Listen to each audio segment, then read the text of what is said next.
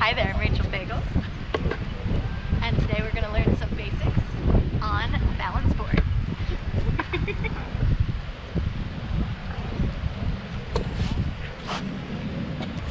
So there's many different kinds of balance boards out there. You can find some name brand ones, search the internet, you can use an unset up skateboard, or you can create your own. This one here is just a few pieces of wood glued together. Voila! It's pretty big, nice and wide, does a thing, personal paint job. And then for the balance part of it, I have some downhill wheels that I just taped together. You can also use some PVC pipe or a 2-liter bottle of water. Just make sure the lid stays on and you're good to go. One thing I recommend is to utilize your balance board on a softer surface, something a little more absorbent. If you have yoga mat or something light like that, definitely recommend, but it's not something necessary.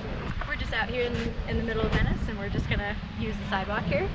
Got my wheels, I'm just gonna put them on the ground and lay my balance board kind of as it goes, just let it be.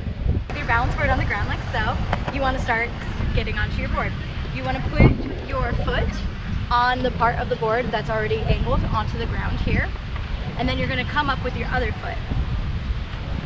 Most of your weight will be onto the side that is into the ground already, and when you start to shift your weight, that's when you'll notice that the board comes up. You might notice that as you put weight towards your other leg, you automatically just go down to the ground. That's perfectly fine. Let yourself teeter back and forth until you start feeling comfortable and you find your balance point in the middle.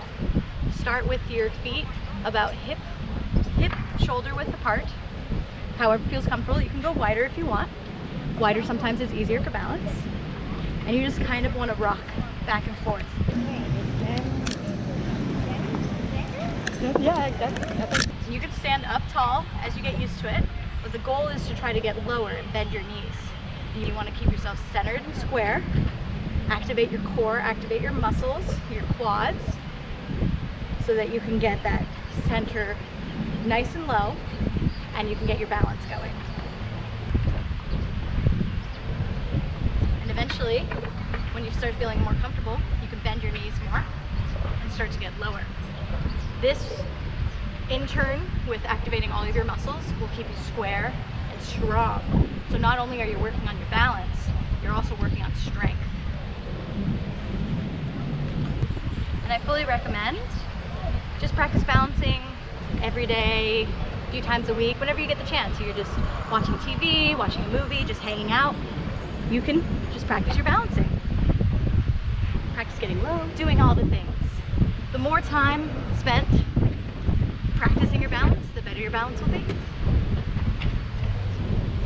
Thank you for joining me. This has been Balancing with Bagels.